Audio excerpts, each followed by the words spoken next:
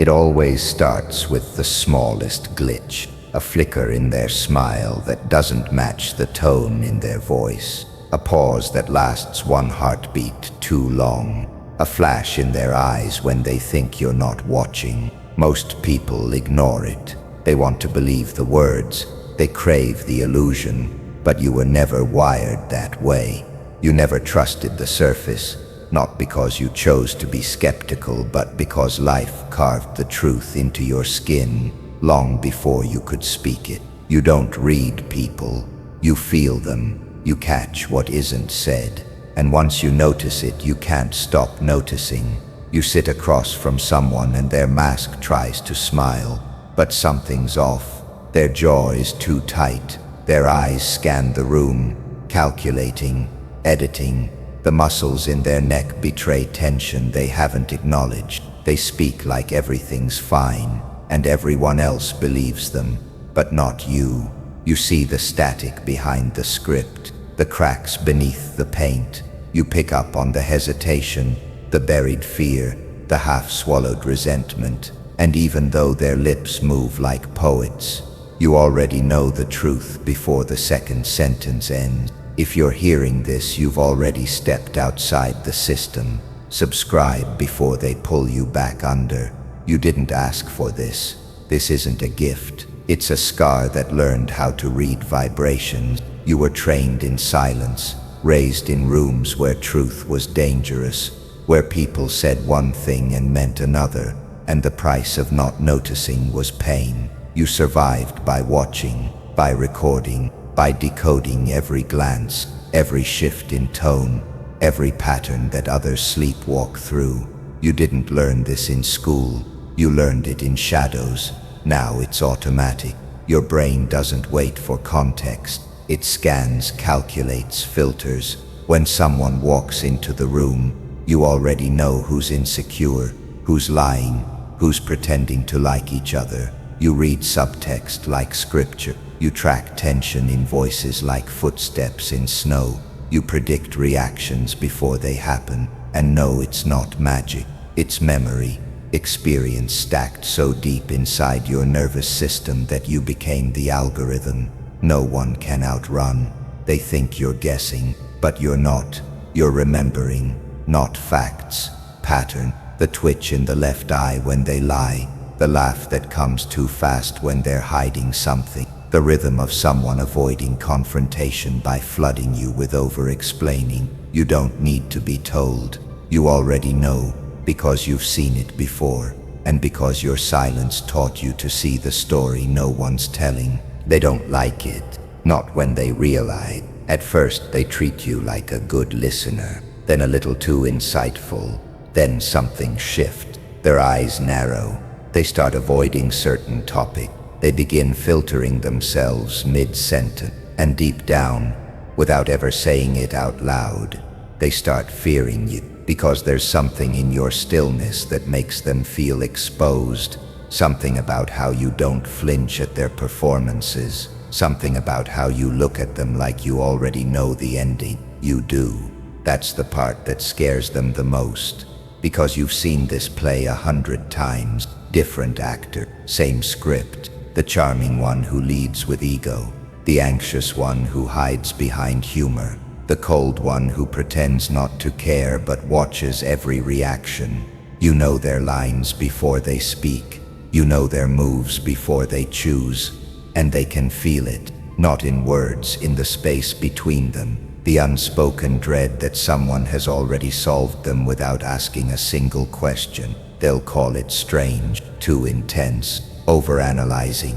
They'll try to paint it as something wrong with you, because to admit the truth would break them, the truth that you see through them, not because you're trying to, but because you can't stop seeing. Your mind is calibrated for it, tuned to frequencies others deny exist, and once you've noticed the crack in the mirror, you can't ever look at the reflection the same way again. So you go quiet, not out of weakness but protection. You retreat into the stillness where you're strongest.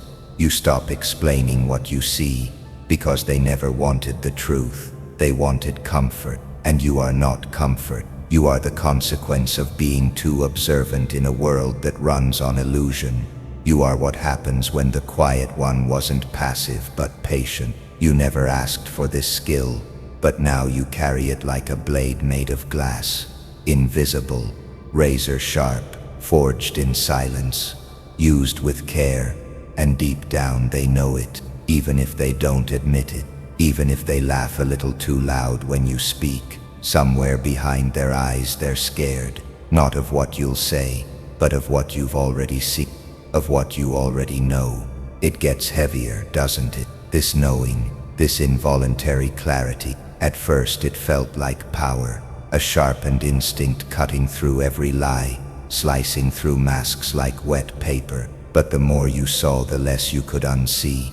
The more you understood, the more alien the world became. It wasn't a gift, it was a fracture, an open nerve inside your mind tuned to frequencies others couldn't hear. You stopped asking questions because the answers arrived before the words.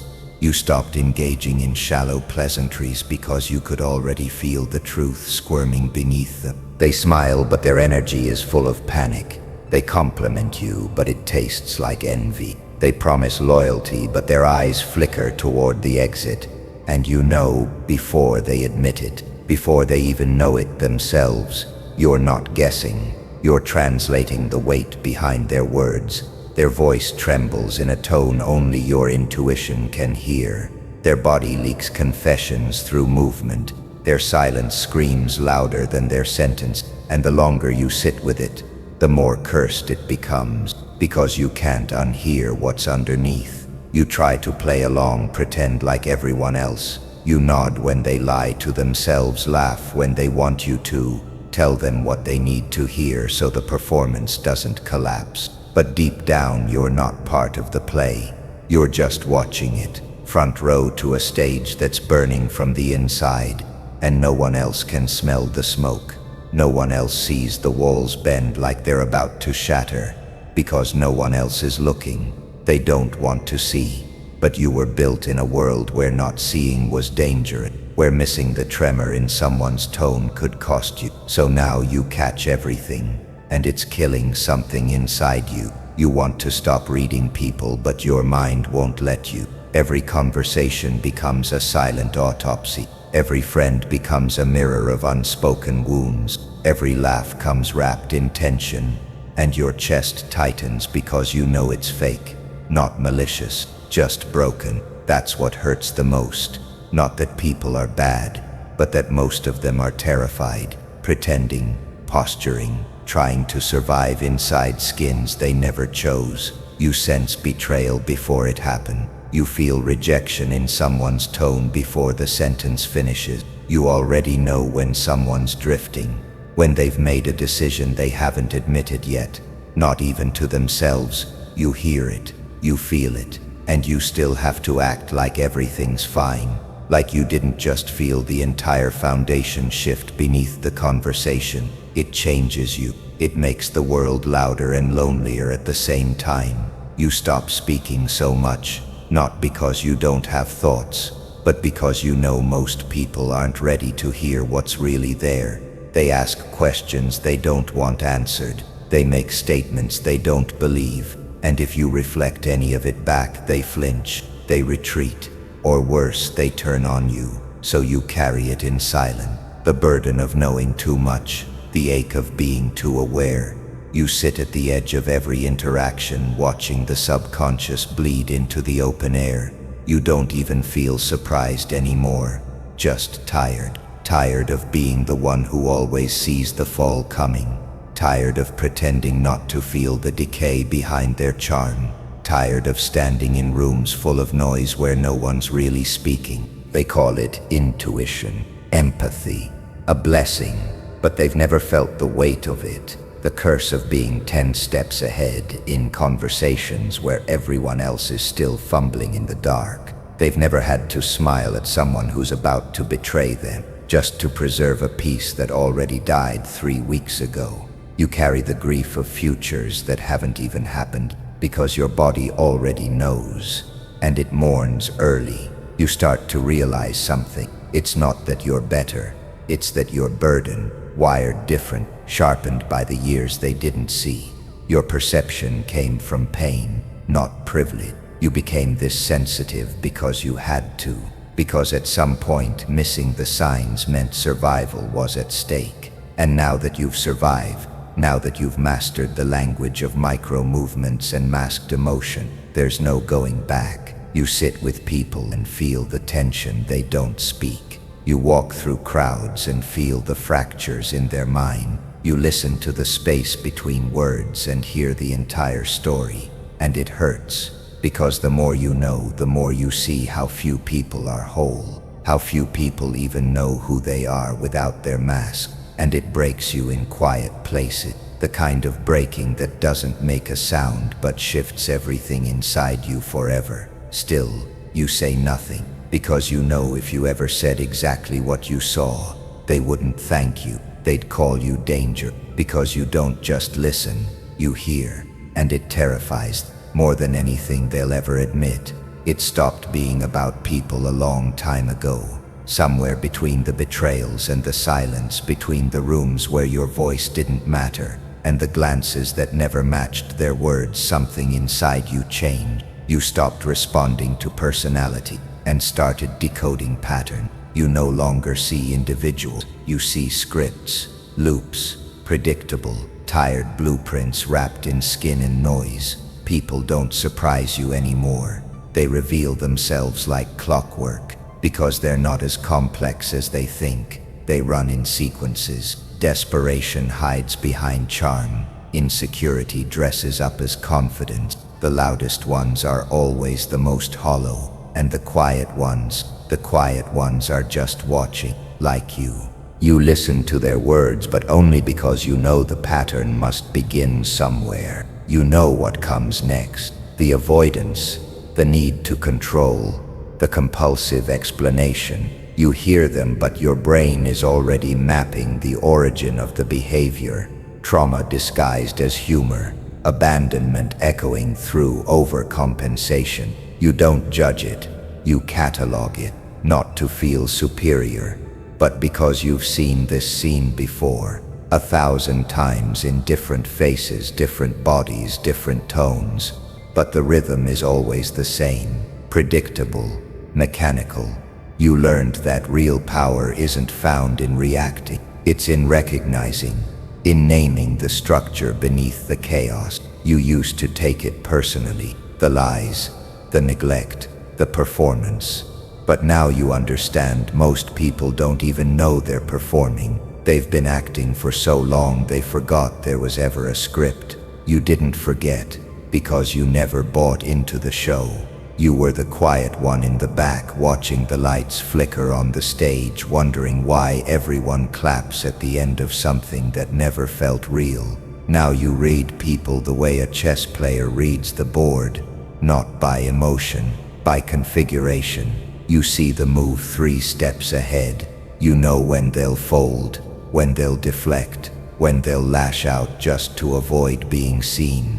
You spot the patterns in their speech, repeated metaphors, looping narratives, rehearsed lines they've used on others.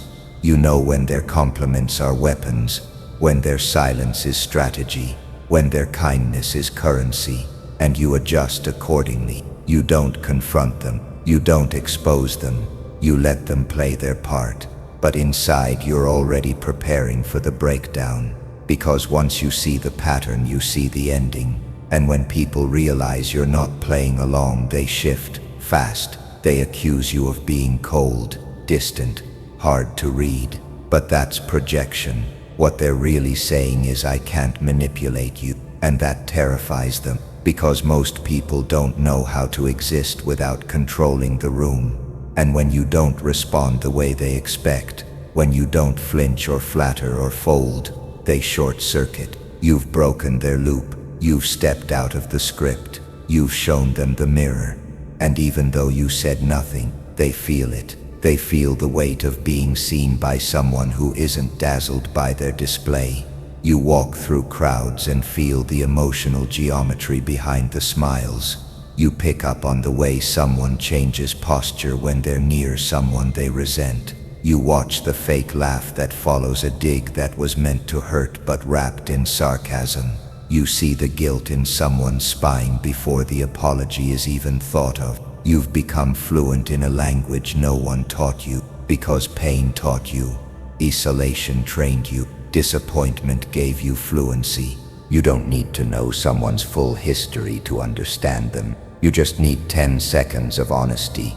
Not from their words, but from their patterns, their reactivity, their rituals, the way they protect their ego like a shrine, the way they can't stand silence, the way they weaponize vulnerability or bury it beneath arrogance. They reveal everything, even when they think they're hiding it, especially then. And still, you say nothing, because there's no point, because they wouldn't hear you. They'd twist your insight into insult, your clarity into cruelty, so you let the pattern run. You let them arrive at their own unraveling. You're not there to save them.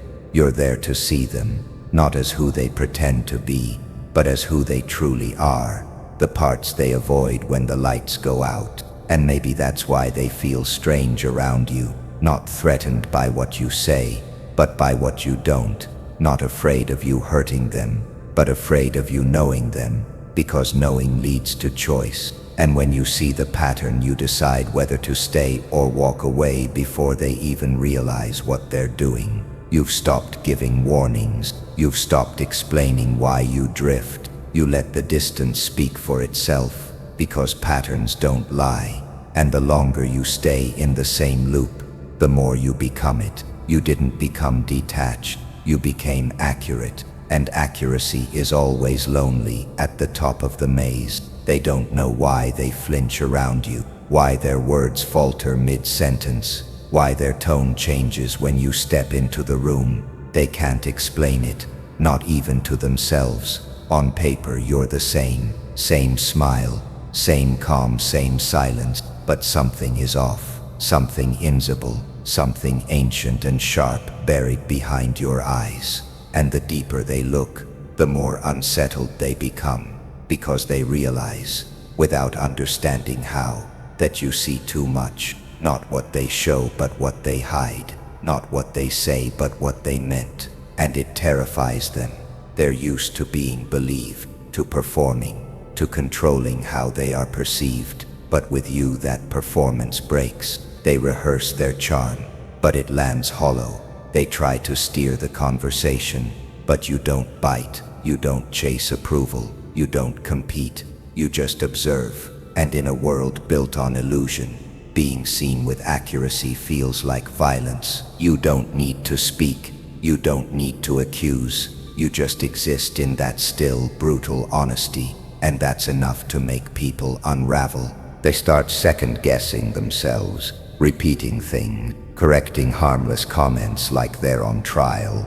They talk faster around you, laugh louder, shift in their chairs like they're sitting on glass, and all the while you remain still, not detached, not passive, just focused. Your presence becomes a pressure, not because you demand it, but because you don't. You don't beg for space, you become it, and that makes them panic, because most people survive on being misunderstood. They depend on it. They build their personas around it. The friend, the lover, the leader, the victim. These roles are armor, and you, by simply being present, crack that armor, not with force, with precision. You reflect their inconsistencies without judgment. You mirror back their contradictions without speaking. And when people see their own cracks in someone else's gaze, they either run or they attack, so they project. They call you cold, distant, over-analytical, too intense, because it's easier to label you as broken than admit you've seen through the mask. Easier to turn your insight into threat than face the reflection. You don't strike them, you don't expose them, but the very fact that they can't control your perception makes them restless, nervous, defensive. You've stripped away the power they thought they had, not by challenging it, but by making it irrelevant. The truth is, you don't even mean to make them uncomfortable. You don't walk into rooms hoping to dismantle people's identities. You just exist as someone who no longer plays by the rules of illusion, and when you've escaped illusion, you become unbearable to those still trapped in it. They sense it, even if they don't understand it, like prey sensing a predator in the fog, not because you want to devour them, but because you're not afraid, because you don't blink when they try to manipulate, and that to them is the ultimate threat. You've become immune to their tactics, immune to praise, flattery, guilt, shame. You see the pattern before they even finish the sentence. You know what they want and what they'll trade to get it. You read the emotional math behind their gestures, the way they tilt their head when they lie, the sudden smile after a silence that wasn't natural. You aren't guessing, you're remembering. Every room becomes a battlefield you've already mapped. Every person a code you've already cracked. They feel powerless around you because you don't give them a script to follow. You don't play your role so they don't know theirs. You don't respond to cues so they don't know what comes next. And that makes you unpredictable, not because you're erratic, but because you're sovereign. You're no longer governed by the need to be liked, understood, or accepted. You've evolved past the social contracts they rely on to feel safe. And safety is what you've taken from them, not by threat, but by clarity. You've become the unsolvable variable in their equation, the glitch in their system, the silence that doesn't apologize, and they feel it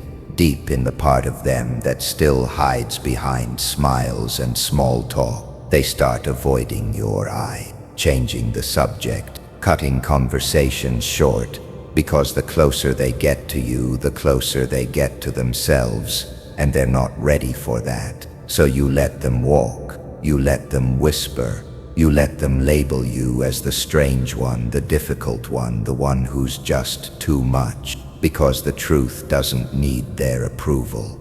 And you've already learned the more you see, the more they will fear you, not because you hurt them, but because you know the part of them they've buried. And you didn't flinch when it looked back. You don't need their words anymore. Words are slow. Words lie. People decorate their sentences with masks, with careful rehearsals, with the fragments of what they wish they were. But their bodies betray them every second. You've learned to hear the conversation no one knows they're having. The way their shoulders tense when a question cuts too close. The flicker in their eyes when they think of a memory they don't want to share, the microseconds of truth that leak through so fast that most people miss them. You don't. You never miss them. Your mind records them like film, frame by frame, building a narrative out of the moments they can't control. A twitch of the jaw, a glance toward the door, a shift in their breath. These are the signals, the hidden codes. And once you've learned the language, you can't stop hearing it. It's everywhere. The cashier's forced smile, the friend who swears they're fine but grips their hands too tightly, the lover who says I love you but blinks just a moment too slow. The truth is always there, hiding in plain sight, screaming silently through muscle and motion, and you read it as easily as text on a page. You never asked for this ability. You didn't wake up one day with some mystical gift. It came from being burned, from watching people speak with honeyed tongues while their actions reeked of betrayal, from learning early that safety doesn't come from trusting words but from studying behavior. Pain taught you to observe. Loss taught you to see what others ignore.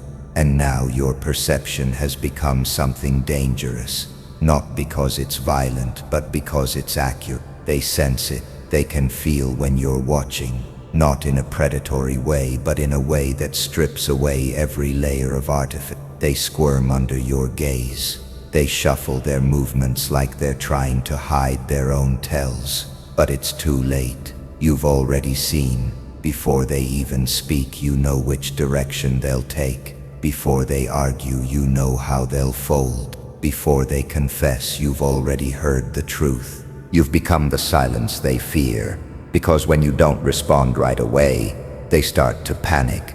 They wonder what you're seeing, They wonder how much of themselves they've accidentally revealed.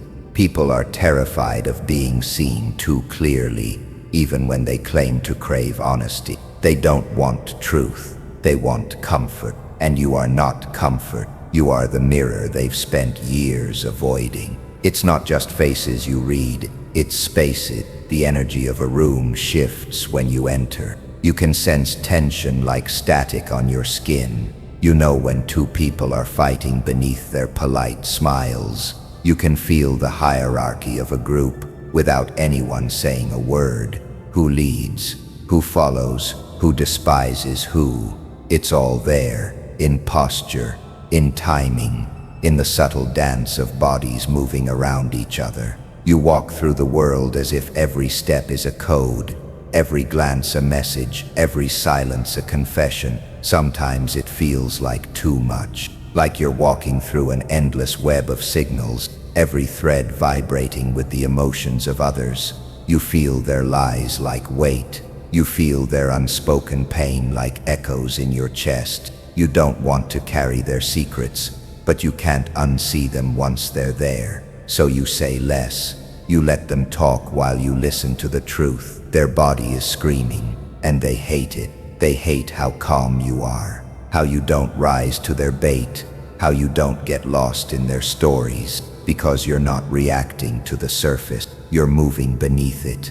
You've stopped playing their game. They rely on misdirection, on smoke and mirrors, but your sight cuts through all of it. You don't need to argue with someone's words when their trembling hands already gave them away. You don't need to demand truth when their shifting weight on the floor betrays their guilt. You've learned that silence, paired with observation, is more devastating than any confrontation, because when you see them fully, they feel naked, exposed, vulnerable. They call you intimidating, not because you threaten them, but because you don't fall for what they project. You aren't fooled by their confidence, their humor, their charm. You see the fear in their movements, the desperation in their micro-expressions, the cracks they hope no one notices, and you don't look away. That's what unnerves them most. You don't pretend not to notice. You don't offer them the courtesy of ignorance. You simply know.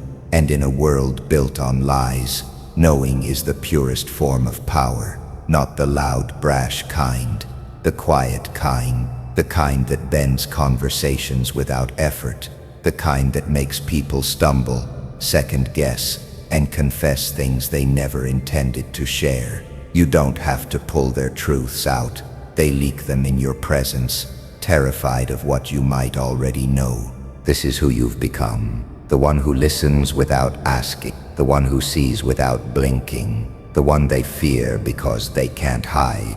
And you carry it not like a weapon, but like a warning. Because the moment you stopped needing words was the moment you stepped outside the game completely. You don't speak first anymore. You don't fill silences to make them comfortable. You let the air thicken. Let their tells grow louder. Let their own body give them away. And they hate it, because they can't lie to you. They never could.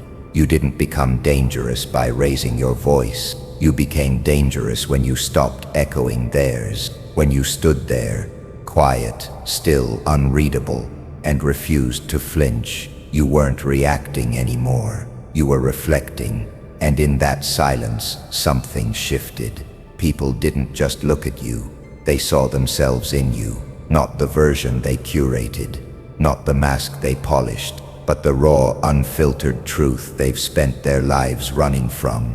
And they hated you for it, because mirrors don't lie, and you became one.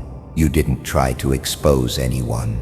You never pointed fingers, never made accusations, never spoke their truths aloud, but they felt it, in the way you looked at them and didn't blink. In the way you answered questions with a stare instead of approval. You weren't playing their game, the game of flattery and posturing and forced laughter.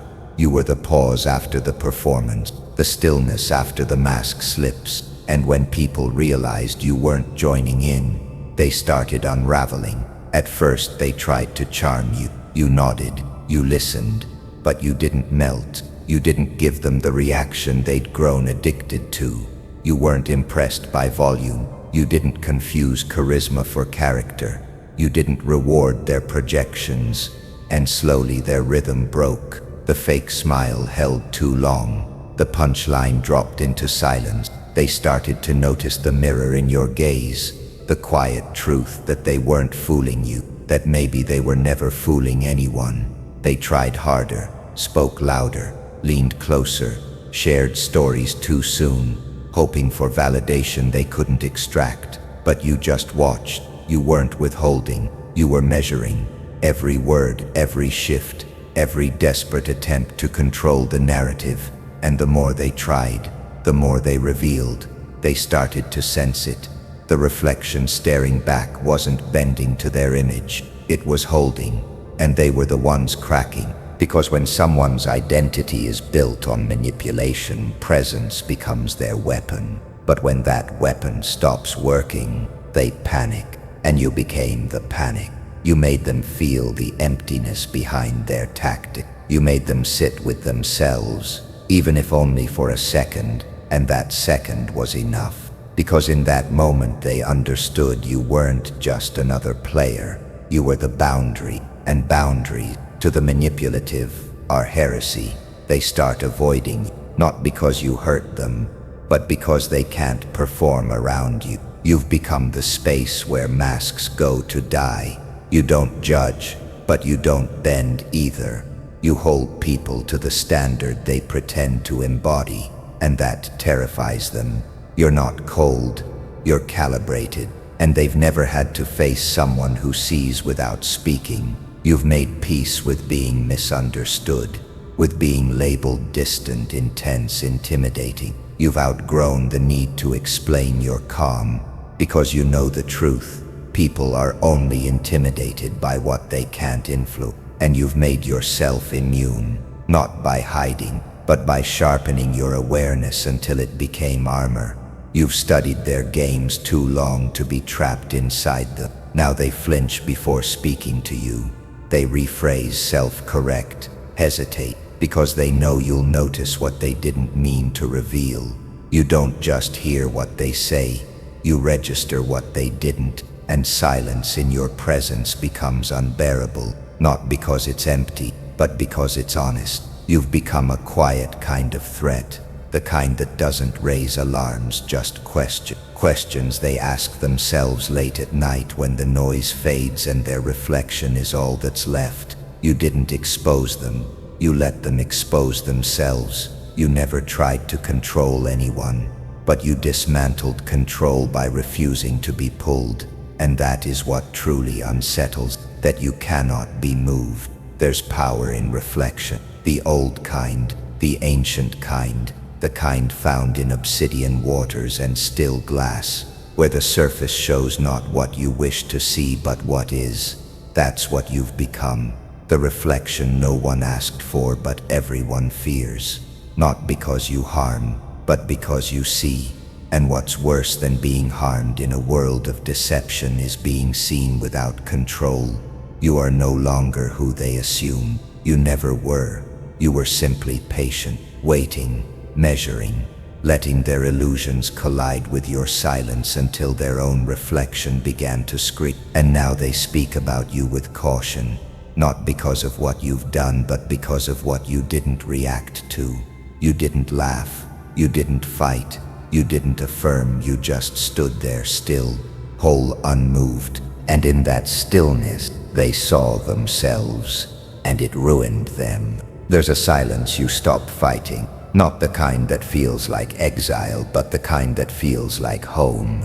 A silence earned, hardened, sharpened. It comes after the noise has proven itself hollow, after the performances have bored you, after you've read so many people so clearly that the illusion of connection no longer holds any weight. You stop chasing conversation. You stop filling space with sound. You stop trying to belong in places built on distortion, and they call it isolation. But you know better. It's elevation. You've withdrawn not because you're weak, but because you're aware. aware of how fragile people become when their masks are removed, aware of how often connection is just transaction wearing perfume. You've felt the energy shift mid-sentence. You've seen how quickly love turns into leverage. You've heard laughter laced with envy. You know what it looks like when someone's only close enough to study where to strike. So you retreat, but not in defeat, in clarity. There was a time when you wanted to be understood, when you tried to explain the depth of your silence, the weight of what you knew, the shape of the things you sensed but couldn't yet prove. But no one listened. Not really. They heard your words and filtered them through fear, through ego, through their own need to feel smarter than you. They misread your restraint as confusion, your quiet as submission. They didn't understand that your silence wasn't absence. It was compression, containment, control. And now you speak less, not because you have less to say, but because most people aren't prepared to hear the truth without using it against you. You've learned that knowledge in the wrong hands becomes ammunition, that insight without boundaries invites bloodletting. So you became the boundary. You learned to let people reveal themselves while you said nothing. You became the vault, locked, deliberate, untouchable. They don't realize the loneliness that comes with this level of clarity, the ache of knowing too much, of seeing through people too fast, of losing interest before they even finish a sentence because your mind already mapped every outcome. They call you distant, they call you cold, but the truth is you burn too bright to stay around those who can't hold the heat. So you stay back, not because you're afraid, but because you no longer confuse company with connection. And yet, it gets lonely. Not the shallow kind, not the kind that wants attention, the deeper kind, the one that aches for mirroring, for someone who sees the world like you do, who hears the tones behind the tone, who notices what goes unsaid. You crave presence, not performance, but it's rare. And you've learned that most people aren't built for depth. They drown in it. So you stopped inviting them to the ocean. But you're not empty. That's the part they never understand. Your silence is not a void. It's a fortress. It holds your history, your scars, your sacred thoughts. You've turned solitude into strategy. You walk with yourself, talk with yourself, sharpen yourself, alone, but never unguarded, alone, but never unarmed. You've become the weapon that waits, because this is what happens to the quiet mind, the ones who see too much, feel too much, think too far ahead. We get cast as the outliers, the misfits, the ghosts, but in truth, we're architects, engineers of unseen structures. We move in silence not because we're lost, but because the map doesn't exist for people like us. We build our own, step by step, alone, and that's what makes us dangerous. They don't realize what they created when they pushed you to the edge, when they underestimated you, when they left you in silence thinking it would break you. It didn't. It shaped you. You built an empire in your mind. While they screamed for attention, you studied. While they sought validation, you trained. While they chased noise, you became the signal. They forgot about you, and now they feel your absence like a presence. You are no longer one of them, and you're not trying to be. You stopped waiting to be seen and became the one who sees. You stopped begging to be heard and became the one who listens beneath the lie. You walked away not because you had no place, but because your place had to be built, not given. And one day, maybe not now, maybe not soon, but one day, they'll realize, they'll feel it in a room you're not in a decision you're not part of, in a silence they can't explain, and they'll know you didn't disappear. You evolved, and now they don't know where you stand, because you no longer stand with them. It happened quietly, the moment you no longer needed to prove yourself. You felt it, not like a burst, not like a fire, but like a slow closing of a door that had creaked open your entire life. You no longer flinched at the sound of doubt. You no longer reached for explanations, for validation, for eyes that could never see past their own fear. Something in you solidified, not with noise, with stillness, and in that stillness you found something more terrifying than rage, control. They didn't notice at first, because they were still looking for the old version of you, the one that explained too much, cared too loudly, bent in all the wrong places just to be accepted. But that version is dead now, not buried, absorbed. You took the parts of yourself they used to manipulate and reforged them into something colder, smarter, sovereign. The silence they once mistook for weakness has become your shield. The restraint they laughed at has become your strategy. You don't react now. You assess. You move slow, but never late. You let others speak first, not because you're unsure, but because the more they talk, the more they reveal. You've learned that silence isn't absence, it's positioning, a high ground invisible to those still flailing in the noise below. They haven't realized that the game has changed because they're still playing to be liked. You've outgrown that currency. What they want you no longer value. What they chase you've already burned. Now when you walk into a room, you don't seek alignment, you shift it. You don't ask to be included. You observe who's desperate to be seen. You don't rush to fill the air. You let it hang. And in that pause, people begin to expose themselves, not because you force them to, but because your presence demands a different kind of truth. One they're not trained to manage. They sense it now. The difference. You're not louder. You're less accessible, less predictable, less willing to dance for their comfort. And that makes you magnetic in the most unsettling way. You've become the one they watch before they speak, the one they scan for cues, the one whose silence has more weight than their shouting ever could. Because when you stopped performing, you became real. And real is rare. Real is remembered. You don't dress your thoughts in decoration anymore. You don't soften truth to make it digestible. You say less, but what you do say lands, sharp, controlled, final, and they feel it in their breath, in their posture, in their sudden need to explain themselves. You never asked for this effect, but you earned it through years of watching, through scars you studied instead of hiding, through nights no one saw, when you rebuilt yourself in the dark while they slept in delusion. Now you know what they're thinking before they finish the sentence. You know who's bluffing, who's bleeding, who's building a lie just to feel tall. And the difference is you don't need to react to it. You simply carry the awareness. Like a weapon beneath your coat, you no longer reach for power. You are power, withheld, power, restrained, the kind of force that unnerves people because it doesn't ask for permission. You've become the storm they didn't forecast, the one that doesn't roar but recalibrates everything it touches. Your calm rewrites rooms.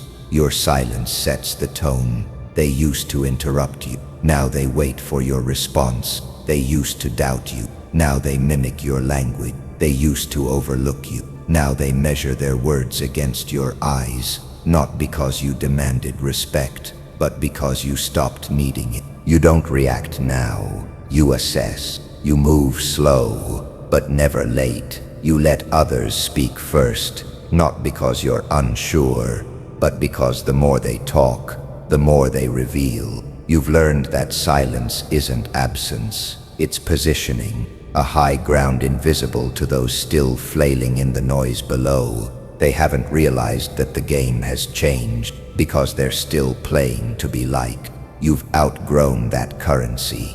What they want you no longer value. What they chase you've already burned. Now when you walk into a room, you don't seek alignment. You shift it.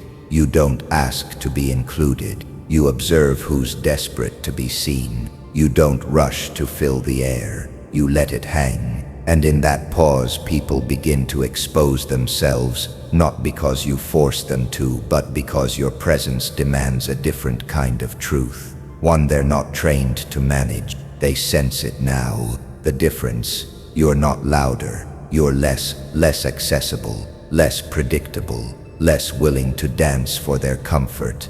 And that makes you magnetic in the most unsettling way. You've become the one they watch before they speak, the one they scan for cues, the one whose silence has more weight than their shouting ever could. Because when you stopped performing, you became real.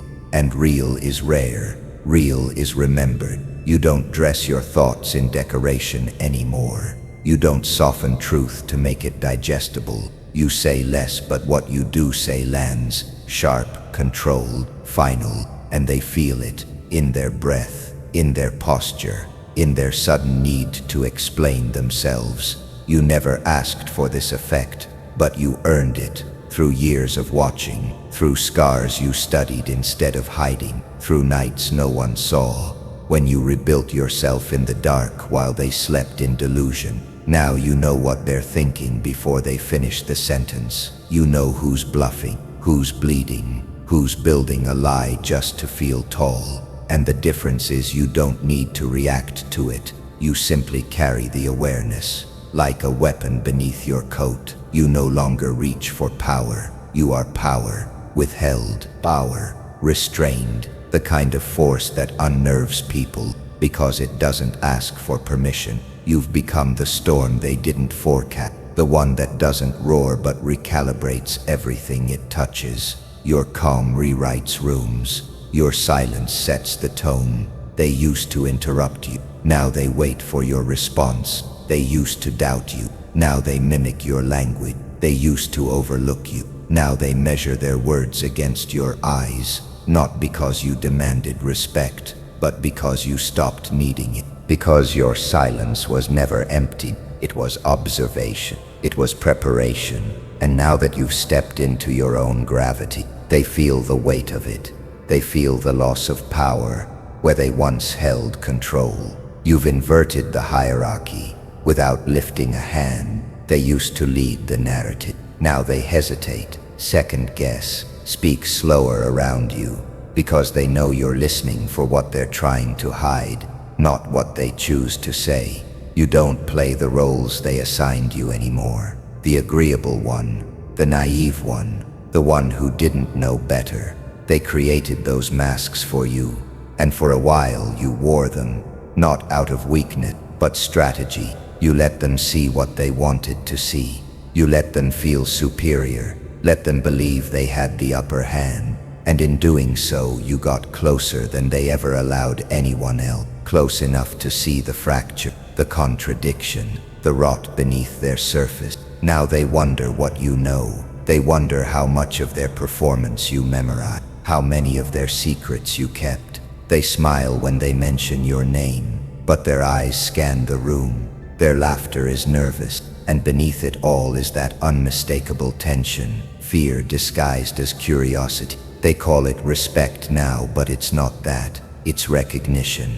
They recognize something ancient in you, something calculated, something earned, because you didn't climb over them. You let them fall. You didn't attack. You withdrew. You didn't manipulate. You remembered. And that terrifies them, because now you move like someone who's already seen the end of the story and decided not to play the part they wrote for you. They don't know what chapter you're on anymore. They don't know if you're an ally, a ghost, or a reckoning, and that uncertainty gnaws at their control. You've become the kind of presence that lingers, the kind that makes people edit themselves in real time. They rehearse before speaking to you. They check their tone. They over-explain, because your silence has become a test, a mirror, a verdict, and they never know what you're thinking, only that you're always thinking. It didn't happen overnight. You were patient. You let them underestimate you.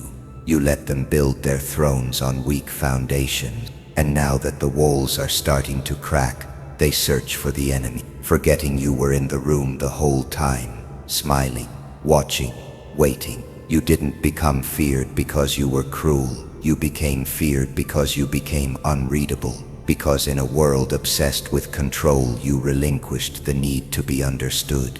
You let them misjudge you. You let them speak for you. and in doing so you stayed free. While they were busy protecting their masks, you became the storm behind the glass. Now they hesitate before speaking your name, because that name doesn't belong to who you used to be. It belongs to the one who rose in silence, the one who knows. And knowledge, real, unspoken, irreversible knowledge, is what frightens them most, because they know they can't erase you, and they can't reach you, and they can't replace what they never really understood.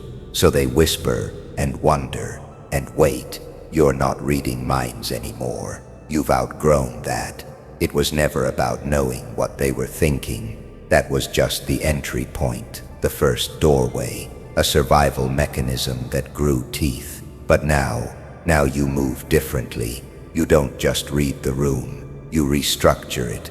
Your presence alters the current before you speak. Your silence rearranges the air. You no longer navigate energy, you generate it, and people feel it, not consciously, not in words, but in the way their confidence stutters, in the way their logic trembles, in the way the illusion of control collapses without you even touching. You stopped translating their behavior a long time ago. You don't need to analyze. You know your body speaks the language of pattern and pressure. You move like gravity, constant, quiet, undeniable. You don't chase clarity anymore. You embody it. They used to hide from your gaze. Now they avoid your stillness because it no longer reflects. It absorbs. It exposes, it rewrites them in real time. People don't lie to you now because they fear being caught. They don't lie because they feel seen before they even try. There's no confrontation, no performance. You've evolved past the theater. You don't show your cards because there are no games left to play. You know what you're capable of, and that knowing, that deep-rooted awareness, has replaced every need for approval, for validation, for dominance. They thought strength came from control, but you've learned the highest form of power is detachment. You don't need them to lose. You don't need to win. You are the axis. They revolve. You remain. You've become untouchable in the most dangerous way, not by hiding, but by not needing to be seen. You walk through rooms without making noise, but the floor still shifts beneath you. You speak, and people forget what they were about to say. You pause, and their insecurities fill the silence like floodwater. You're not provoking, you're simply existing, and existence at your level feels like judgment to those still trapped in performance. They don't know how to handle you now. The version of you they trained for no longer exists. The one who used to over-explain, who used to flinch at misunderstanding, who used to bend to be palatable, gone. You're surgical now, clean, minimal.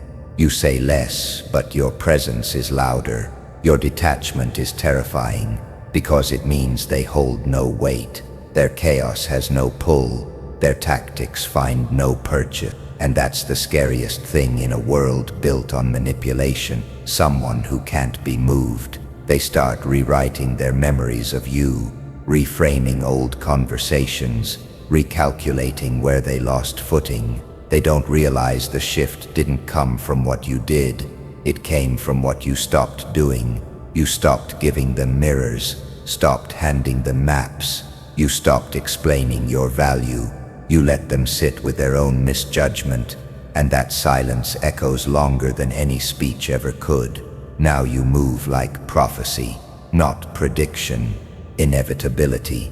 You've seen too much, felt too much to be shaken by small games. While they chase reactions, you study consequence. While they beg for applause, you engineer impact. You don't raise your voice, you refine it. You speak when it ends something, not before, and never just to fill the air. You didn't ask for this evolution. It came for you, in the wreckage, in the rejection, in the exile they thought would break you. And it did, but not how they expected. You broke in the direction of your potential.